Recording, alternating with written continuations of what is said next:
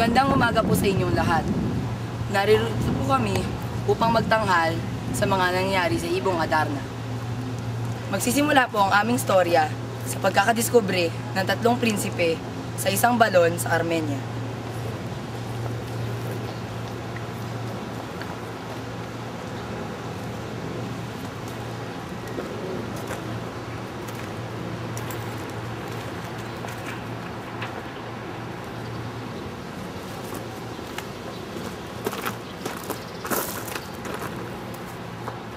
Ang balong ito ay may huwaga. Mabuting gawin kaya ay lusungin na maunawa. Inaitalian ako at hugos ng dahan-dahan. Tali wag bibitiwan hanggat hindi ko natatandang. Teka muna, ako'y mas matanda sa iyo, kaya ako dapat ang ihugos muna ninyo. Wala kayong karapatan, pagkat ako ang panganay at nasa akin ang katwira. Kung gayon, ikaw na ang mauna.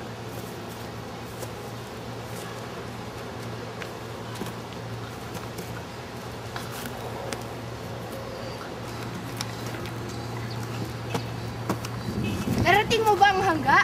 Ano Ronan, nakita mo't mamumutlamoy ganyan na. Oh, hindi ko natagalan ang dilim na bumabalabal sa sindak at katakutan. Para ako sinasakal. At si Don Diego naman ang sumunod na bumaba sa balon. Ngunit, gaya ng kanyang kapatid na si Don Pedro, siya rin ay nabigo. Silahin niyo ako! Makakatakot sa ilalim!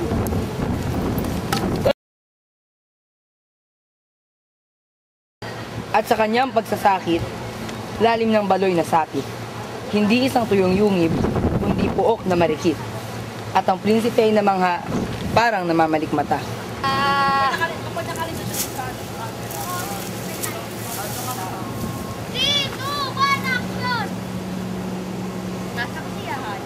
Oh, anong hiwaga? Ito'y sa engkanto gawa. Ito nang gilalas, at ang puso ay nabihag. Nang tamaan ng malas, si Doña Juana ang marilag. Ngunit nagbabantay sa prinsesa, isang higanteng sakdalo. Ito'y siyang may katapangang hindi kawasan, at taong daknay sadyang sinisila.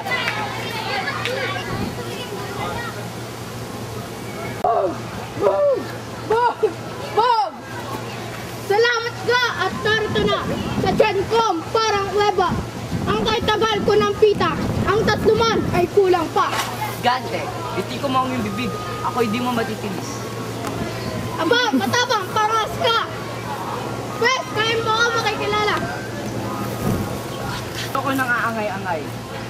Lumaban ka kung lalaban ka. Kung hangad mo ang aking buhay, hangad ko, ikay mapatay.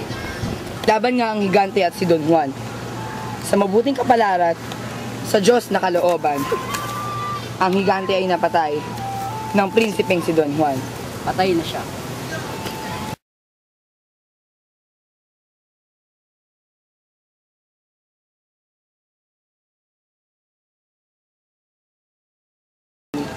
Action. Natagpuan ni Don Juan si Leonora at nakapag-usap sila, ngunit sandali lang dahil dumating ang serpiente.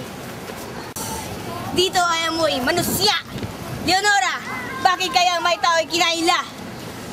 Ang buhay mo ay mapuputi. Yan ang hinahanap ko! Papatayin kita! Naglaban ang dalawa. Ngunit, napapansin niya, tuwing napuputol ang ulo ng serpiente, tumutubo itong... Kaya naman, kumuha siya ng balsamo upang mapigilan ang muling pagtubo ng ulo ng serpiente. At ang resulta, nagapiin niya nga.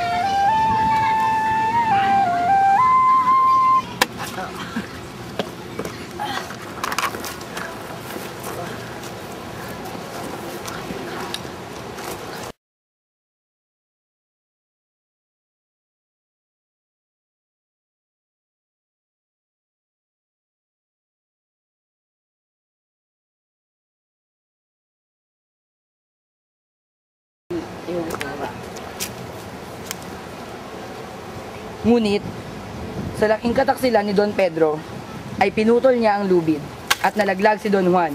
Ha ha ha! Mabuti yan para sa'yo.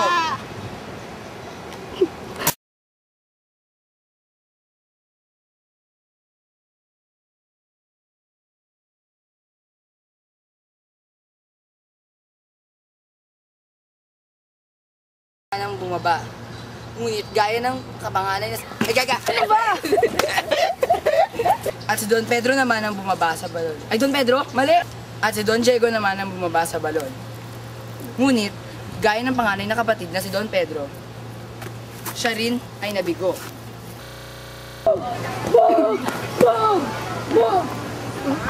Salamat nga at narito na sa tiyan ko parang kuweba. Ang kahit tagal ko ng pita, ang tatluman ay kulang pa. Gigante! Ay! Dahil...